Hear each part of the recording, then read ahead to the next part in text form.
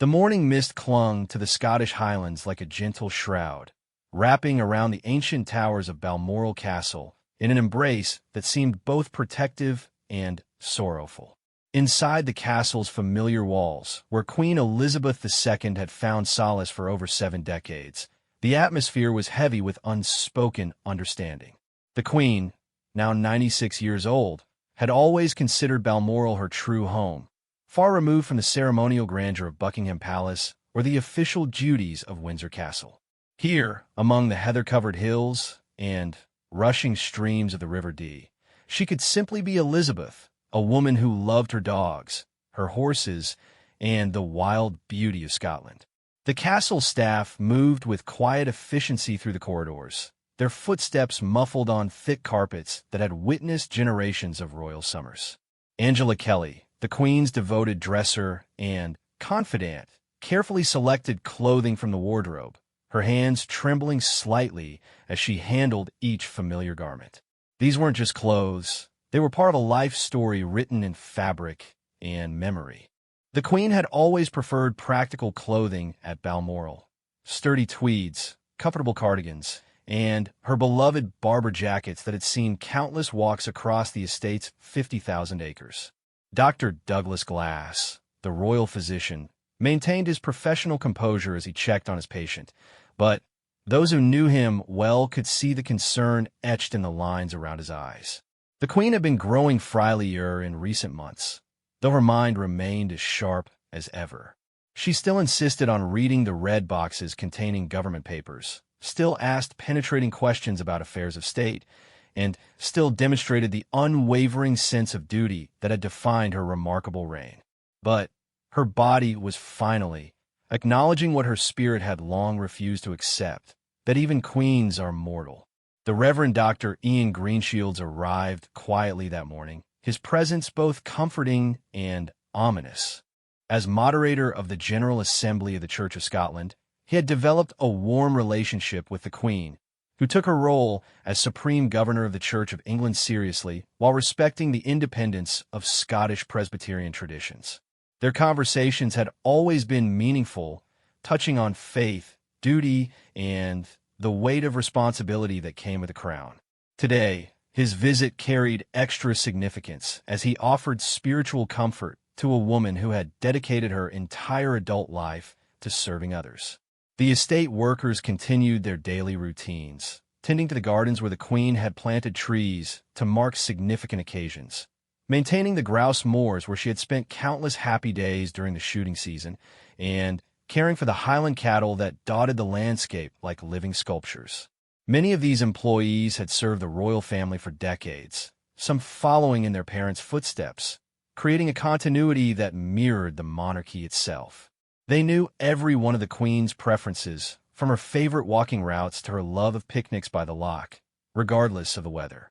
In the castle's private sitting room, where family photographs covered every surface and the furniture bore the comfortable wear of constant use, the Queen spent quiet moments looking out at the view she treasured most. The gardens stretched toward the River Dee, where salmon jumped in their annual migration, and beyond that, the mountains rose toward a sky that seemed impossibly vast. This landscape had been her refuge through the storms of her reign. The constitutional crises, the family scandals, the changing world that sometimes moved faster than the monarchy could adapt. The Queen's beloved corgis, now fewer in number than in previous years, sensed the unusual atmosphere in the castle. These dogs, descendants of Susan, the corgi she had received for her 18th birthday, had been her constant companions through decades of change.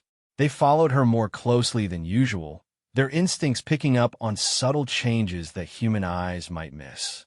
The Queen continued to feed them personally, a simple pleasure that connected her to something beyond duty and protocol. Prince Charles, now King Charles III, though still adjusting to that reality, maintained regular phone contact with Balmoral. His voice carried the weight of a son's concern mixed with the growing awareness of his own approaching responsibilities. The conversations were brief but meaningful, filled with a love that had deepened over the years as both mother and son understood the unique burden they shared as constitutional monarchs in a democratic age. The castle's walls, built from local granite that had weathered Scottish storms for generations, seemed to pulse with history. Queen Victoria had purchased the estate in 1852, drawn by the same wild beauty that had captured Elizabeth's heart. 4 generations of monarchs had found peace here, away from the goldfish bowl existence of public life. The Queen had modernized the castle while respecting its character, adding comfortable furniture and family touches that made it feel like a home rather than a museum. Outside, the ancient Caledonian pines that had stood for centuries continued their silent vigil, their branches moving gently in the Highland breeze. These trees had witnessed the passage of seasons beyond counting, the coming and going of monarchs, the evolution of a nation, and now they stood witness to another turning point in history. The Queen had often walked among them, finding in their endurance a reflection of the qualities that had sustained her own long reign. As the day progressed, the sense of anticipation grew stronger. The Queen's private secretary, Sir Edward Young, coordinated quietly with various officials, ensuring that proper protocols would be followed while respecting the family's need for privacy during these precious final hours at Balmoral. The balance between public duty and private grief had always been one of the most challenging aspects of royal life, requiring a delicate navigation between the personal and the constitutional. In the estate's small church, where the Queen had worshipped privately during her summer stays, candles flickered in the gathering dusk. The building, simple and unpretentious, reflected the Queen's own preference for substance over ceremony. Here, she had found the spiritual strength that sustained her through the most difficult periods of her reign, drawing on a faith that remained constant even as the world around her transformed beyond recognition. The Highland evening began to settle over Balmoral, painting the landscape in shades of purple and gold that had inspired artists and poets for generations. Soon, this beloved sanctuary would have to release its most devoted guardian. But for now, in these final hours, the Queen remained where she had always been happiest, surrounded by the natural beauty and timeless peace of the Scottish Highlands, preparing for a journey that would take her away from Balmoral forever. The news traveled through carefully controlled channels, each communication measured and precise, reflecting the gravity of the moment while maintaining the dignity that had characterized the Queen's entire reign. Prime Minister Liz Truss, barely 2 days into her tenure as Britain's leader, received the call that would define the beginning of her time in office. The irony wasn't lost on anyone that the Queen's final official act had been to invite Truss to form a government, a constitutional duty performed with the same grace she had shown to 14 other prime ministers throughout her 70-year reign. At Buckingham Palace, the machinery of state began its solemn preparation. The Queen's private secretary had activated Operation London Bridge, the meticulously planned protocol for the monarch's death that had been refined over decades. Every detail had been considered, from the precise wording of official announcements to the complex logistics of a state funeral that would bring together world leaders and ordinary citizens in shared mourning. Yet for all the planning, nothing could truly prepare the nation for the reality of losing the only monarch most people had ever known. Prince William, now the heir to the throne though the weight of that reality was still sinking in, rushed towards Scotland with his wife Catherine. The drive through the Scottish countryside, normally a pleasant journey through some of Britain's most beautiful landscapes, now carried an urgency that made every mile feel endless. The couple had always shared a special bond with the Queen, who had watched their relationship develop from university sweethearts to the future of the monarchy, offering guidance and support through every challenge they faced. Princess and the Queen's only daughter and perhaps the family member who most closely shared her mother's unwavering sense of duty, was already at Balmoral. Throughout the years, and had been her mother's most reliable supporter, carrying out hundreds of royal engagements with efficiency and dedication while maintaining the no-nonsense approach that had made her one of the most respected members of the royal family. Her presence at her mother's side during these final hours reflected a lifetime of devotion and understanding.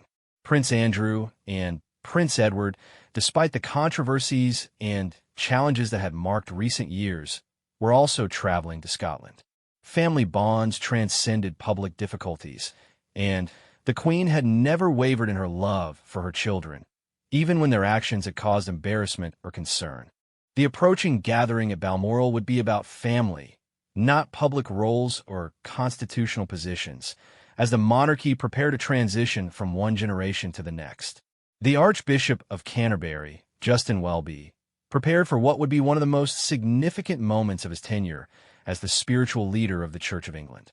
The Queen's death would not only mark the end of an era, but also trigger his role in the eventual coronation of King Charles III, a ceremony that would blend ancient traditions with contemporary realities. The Queen's faith had been a cornerstone of her life, providing the foundation for her understanding of service and duty that had inspired millions around the world. Throughout the United Kingdom, people began to sense that something momentous was approaching. Social media buzzed with speculation as news outlets prepared for the biggest story of their careers. The BBC had rehearsed this moment countless times, with presenters and producers understanding that they would be responsible for guiding the nation through its initial shock and grief. The corporation's role as the voice of the nation during moments of crisis had never been more important. In Scotland, the landscape itself seemed to respond to the gravity of the moment. The ancient stone circles and standing stones that dotted the Highlands had witnessed the rise and fall of countless rulers, the birth and death of nations, and now they stood silent witness to another turning point in history. The Queen had often spoken of her love for Scottish history and culture, understanding that the union between Scotland and England required constant nurturing and respect for distinct traditions and identities. Balmoral's head gardener, who had tended the estate's grounds for 3 decades, continued his work among the flower beds that the Queen had personally planned and planted over the years. Each rose bush, each carefully positioned shrub, reflected her attention to detail and her understanding that beauty required patience and dedication. The gardens would continue to bloom and flourish, a living legacy of her time at the castle, but they would never again benefit from her personal touch and guidance. The Queen's racing manager had been informed that she would not be attending any more race meetings, a reality that struck him particularly hard given her lifelong passion for horses and breeding. Her knowledge of bloodlines and racing form was legendary among professionals in the sport, and her genuine enthusiasm for the success of her horses had made her a beloved figure at racecourses throughout Britain. The racing world had already lost one of its most knowledgeable and dedicated participants. Staff members throughout the royal household began the difficult process of adjusting to a world without the Queen's presence. Many had served her for decades, building relationships that went beyond mere employment to something approaching family loyalty. The Queen's personal touch, her remarkable memory for details about staff members' families and lives, her genuine interest in their well-being, had created bonds that would make her absence felt in countless small but significant ways. The Queen's dresser completed the final selection of clothing that would accompany her on this ultimate journey, choosing garments that reflected her personality and preferences rather than the formal requirements of state occasions. Each item carried memories. The brooch worn during a particularly successful state visit, the dress chosen for a family celebration, the comfortable shoes that had carried her through countless public engagements and private moments. As afternoon turned toward evening, the silence around Balmoral became more profound. The usual sounds of estate life, the calling of grouse on the moors, the lowing of Highland cattle, the rushing of water over ancient rocks in the river, continued as they had for centuries, indifferent to human concerns, yet somehow providing a sense of continuity and peace. Nature's rhythms remained constant, even as human history prepared to turn another page. The Queen's final evening at Balmoral began with the same quiet dignity that had characterized her entire approach to life. There would be no drama or theatrics, no departure from the principles of duty, faith, and service that had guided her through 7 decades on the throne. She faced this final transition with the same courage and grace that had sustained her through the countless challenges and changes of her remarkable reign, surrounded by the landscape she loved most, and the people who had dedicated their lives to supporting her and fulfilling the sacred trust placed in her hands when she was just 25 years old. The helicopter that would carry the Queen's coffin from Balmoral arrived with military precision, its crew understanding the solemnity of their mission. The aircraft, specially configured for this moment that had been planned for years but hoped would never come, represented the beginning of a journey that would take the Queen away from her beloved Scottish retreat forever. The sound of the rotors echoed across the Highland Valley, a modern intrusion into an ancient landscape that had known only the sounds of wind, water, and wildlife for countless generations. Inside Balmoral Castle, the final preparations proceeded with the same attention to detail that had characterized every aspect of the Queen's life and reign. The royal standard that had flown over the castle during her presence was lowered for the last time, replaced by the Union flag at half-mast, a visual signal to the world that Britain's longest reigning monarch was beginning her final journey home. The symbolism was lost on no one present. The personal had become constitutional, the private had become public, and the woman had once again become the monarch. The Queen's Highland ponies, companions of countless rides across the estate's rugged terrain, seemed to sense the change in atmosphere. These sturdy animals had carried her through decades of exploration across the moors and hills, sharing her love of the outdoors and her appreciation for the wild beauty of Scotland. Their rider would never again lead them along the familiar paths that wound through heather and bracken toward the distant mountains that formed the horizon of her earthly kingdom. Local people from the surrounding communities began to gather along the route that the funeral cortege would take. These were the Queen's neighbors in the truest sense, the farmers and shopkeepers, the gillies and estate workers, the ordinary people of rural Scotland who had occasionally encountered their monarch during her private moments at Balmoral. Their presence reflected the genuine affection and respect she had earned through decades of unassuming interactions and her obvious love for their shared landscape and culture. The hearse that would carry the Queen on the first stage of her journey south was prepared with meticulous care. This vehicle, specially designed and maintained for royal use, would soon become the focus of millions of eyes as it traveled through Scotland and into England, carrying precious cargo toward the ceremonies and pageantry that would mark the end of the Elizabethan age. Every detail of its preparation reflected the reverence and professionalism that characterized the royal household's approach to even the most difficult duties. Prince Harry, having rushed back from California upon hearing the news, faced the complex emotions of returning to a family and institution from which he had distanced himself in recent years. The Queen's death transcended personal disagreements and public controversies, reminding everyone involved that family bonds and royal duties existed on levels deeper than temporary conflicts. His presence at this moment reflected both personal grief and recognition of the historical significance of the occasion. The flowers that would accompany the Queen's coffin were chosen with symbolic meaning, incorporating plants and blooms from the Balmoral estate itself. Scottish heather, mountain ash, and other native plants created a tribute that connected her final journey to the landscape she had loved throughout her life.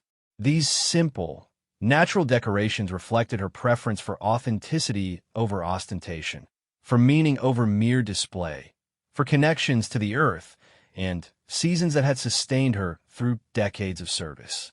Security preparations intensified as authorities coordinated the complex logistics of moving the royal cortege through populated areas. The route would take the Queen through towns and villages where she had occasionally stopped during her travels, past landscapes she had admired from car windows during decades of journeys between her various residences. Each mile of the journey had been carefully planned to allow maximum opportunity for public participation while maintaining the dignity and security appropriate to the occasion. The media presence around Balmoral grew steadily as news organizations from around the world positioned themselves to document this historic moment. Cameras and broadcast equipment appeared along the route like mechanical flowers, ready to capture images that would be transmitted instantly across the globe to audiences numbering in the billions. The Queen, who had mastered the art of being simultaneously public and private, would now embark on her final public appearance. Inside the castle, family members shared quiet moments of reflection and memory, understanding that their time in this sacred space was coming to an end. Conversations touched on favorite memories of summers at Balmoral, of picnics by the loch regardless of weather, of the Queen's infectious enthusiasm for country life and outdoor pursuits. These personal recollections would become treasured family history, stories to be passed down through generations of a dynasty that would continue long after its longest-serving member had departed.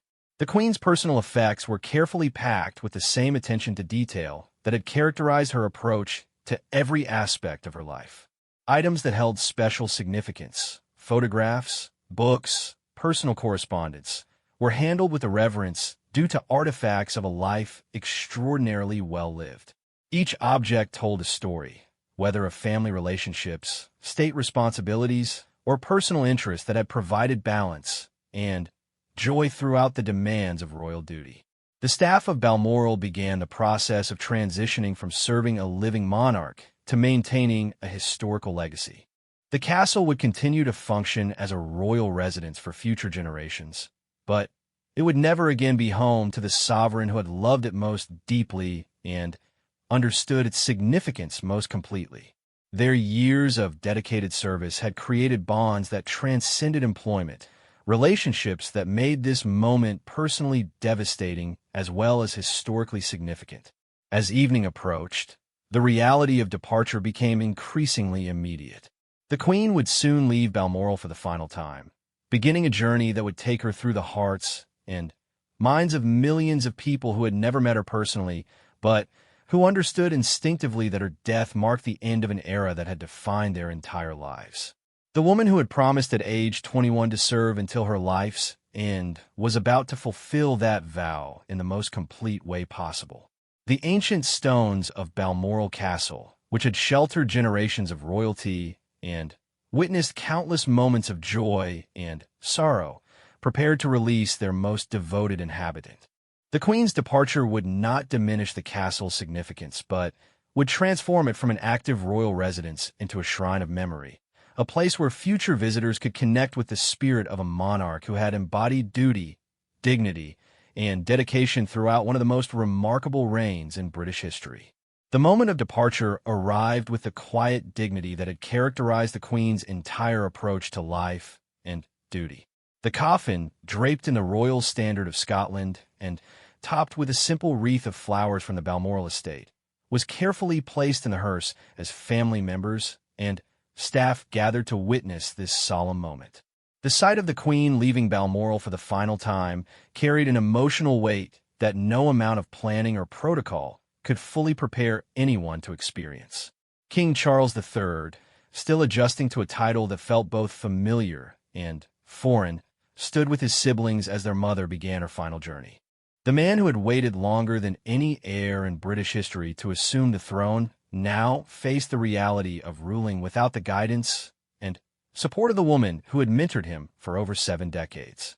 The weight of the crown, both literal and metaphorical, settled on shoulders that had been preparing for this moment throughout an entire lifetime of service and dedication. The cortege began its slow progress down the drive from Balmoral Castle, past the gardens where the Queen had planted commemorative trees and the lawns where she had held family picnics and outdoor receptions.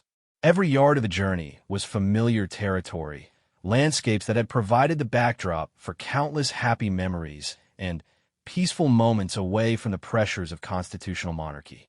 The Queen was traveling this route for the last time, leaving behind the place where she had been most truly herself. Local people lined the route in increasing numbers as news of the departure spread throughout the Scottish Highlands. Farmers left their fields, shopkeepers closed their businesses, and families brought their children to witness a moment of history that would never be repeated. The spontaneous gathering reflected the genuine affection that ordinary Scots felt for their Queen, an emotion that transcended political divisions and constitutional debates about the future of the United Kingdom. The hearse moved through the village of Ballater, where the Queen had occasionally stopped to visit local shops and businesses during her private moments away from royal protocol. The townspeople who had served her over the years, the butcher who had provided meat for castle dinners, the newsagent who had delivered papers to Balmoral, the florist who had created arrangements for royal events, stood in respectful silence as their most distinguished customer passed through their community for the final time. Television cameras captured every moment of the journey, transmitting images around the world of the Scottish countryside that the Queen had loved so deeply. International audiences saw the rugged beauty of the Highlands, the ancient stone bridges that spanned rushing rivers, and the small communities that had provided a sense of normalcy and connection to everyday life for a woman whose existence was otherwise dominated by duty and ceremony. The landscape itself became part of the story, a visual reminder of the Queen's Scottish heritage and her deep appreciation for the natural world. The cortege paused briefly at the gates of Balmoral Estate, allowing staff members and local residents one final opportunity to pay their respects. This moment of stillness in the otherwise carefully choreographed journey acknowledged the personal relationships and community connections that had enriched the Queen's time in Scotland. These were the people who had known her not as a monarch, but as a neighbor, a fellow lover of the countryside, and a woman who appreciated the simple pleasures of rural life. As the hearse continued its journey toward Edinburgh, it passed through landscapes that told the story of Scotland's complex history. Ancient battlefields where Scottish and English armies had fought for independence and unity, castles that had witnessed the rise and fall of noble families, and monuments that commemorated the struggles and achievements of previous generations all contributed to the historical tapestry through which the Queen was making her final passage. The Cairngorm Mountains, covered in their autumn colors of gold and russet, provided a majestic backdrop for the cortege's progress. These peaks had stood unchanged for millions of years, witnessing the passage of ice ages, the movement of peoples, and the rise and fall of civilizations. They had watched over the Queen's summer holidays for 7 decades, and now they stood as silent sentinels marking her final departure from the land she had loved with such obvious and enduring passion. Ordinary people stopped their cars along the route, getting out to stand respectfully as the hearse passed. These impromptu gatherings reflected the instinctive understanding that they were witnessing history, participating in a moment that would be remembered and discussed for generations to come. The Queen's death marked not just the end of a remarkable life, but the conclusion of an era that had shaped the modern world in countless ways. The progress through the Scottish countryside became a moving tribute to the Queen's connection with Scotland and her understanding of its unique place within the United Kingdom. Her appreciation for Scottish culture, traditions, and landscape had been genuine and deep, reflecting a personal affection that went far beyond constitutional obligations. The people of Scotland were saying farewell to someone who had truly loved their country and understood its distinctive character and proud history. Church bells began to toll in towns and villages along the route, their ancient bronze voices carrying across the Highland air to announce the passage of the cortege. These bells, some of which had marked royal occasions for centuries, now performed their most solemn duty, calling communities to attention and marking a moment of transition that would resonate through British history. The sound echoed off hillsides and through valleys, creating an audio accompaniment to the visual pageantry of the Queen's final journey. The hearse moved steadily southward, carrying its precious cargo toward Edinburgh and the ceremonies that would mark the beginning of the formal mourning period. Each mile traveled represented another step in the complex process of transferring monarchical authority from one generation to the next, a constitutional procedure that had been refined over centuries, but which still required careful attention to both legal requirements and emotional needs of a grieving nation. Military personnel stationed along the route stood at attention as the cortege passed, their presence reflecting both security requirements and traditional marks of respect for a departed commander-in-chief. The Queen had served as the head of the armed forces throughout her reign, taking personal interest in military affairs and maintaining close relationships with service personnel around the world. Their farewell salutes acknowledged a lifetime of dedication to their welfare and a deep understanding of military values and traditions that had shaped her approach to leadership and service. The approach to Edinburgh marked the transition from private grief to public ceremony, as the Queen's final journey moved from the intimate landscapes of her beloved Highlands to the formal setting where constitutional protocols would shape the coming days.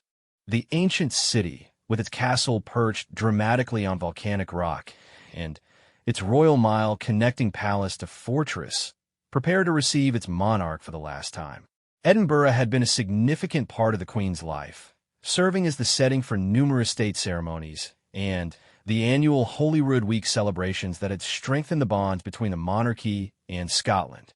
Thousands of people lined the streets of Scotland's capital, many having traveled from across the country to participate in this historic moment. The crowds reflected the diversity of modern Scotland. Young families with children, elderly couples who remembered the Queen's coronation, visitors from around the world, and local residents who considered this a personal farewell to someone who had been a constant presence throughout their lives. The silence that greeted the cortege was profound, broken only by the sound of the hearse's engine and the occasional sob from someone overwhelmed by the magnitude of the moment. The Palace of Holyrood House, the Queen's official Scottish residence, stood ready to receive its sovereign for the final time. The palace, with its rich history stretching back over 5 centuries, had hosted countless royal celebrations and state occasions during the Queen's reign. Now its grand rooms, usually filled with the sounds of receptions and ceremonies, waited in solemn silence to play their part in the formal lying-in state that would allow the Scottish people to pay their final respects to their Queen. The transfer of the coffin from the hearse to the palace represented another carefully choreographed moment in the complex series of ceremonies that would mark the Queen's passing. Military bearers, trained specifically for this moment, performed their duties with precision and reverence, understanding that every movement was being observed by millions of people around the world. Their actions reflected the military traditions and ceremonial expertise that had evolved over centuries of royal funerals and state occasions. Inside the palace, the Queen's coffin was placed in the throne room, surrounded by the symbols of Scottish royal history and heritage.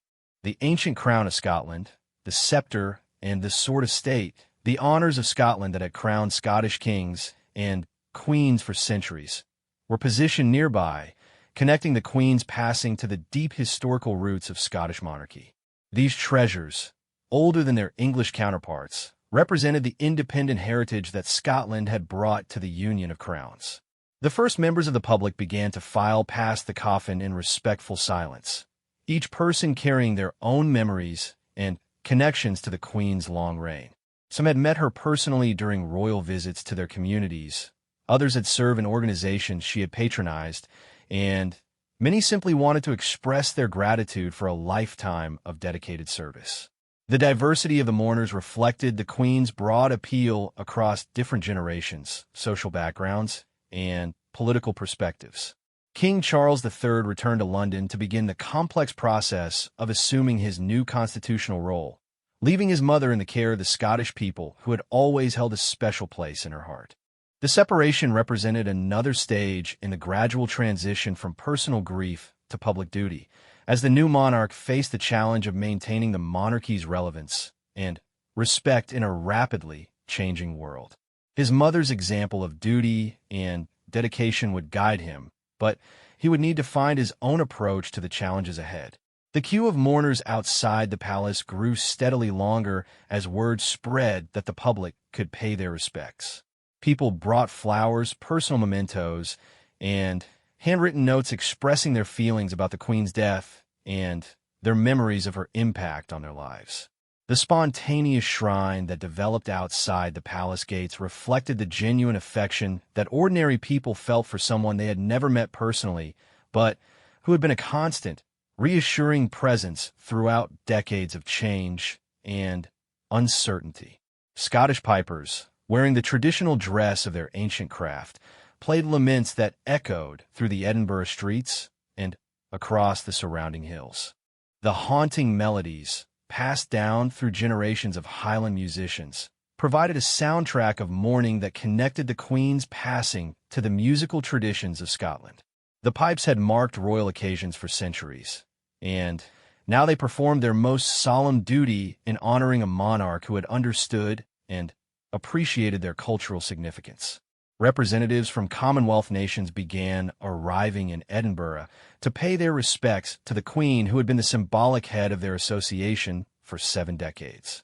These leaders and dignitaries represented countries that had gained independence during her reign while choosing to maintain their connection to the Crown through the Commonwealth.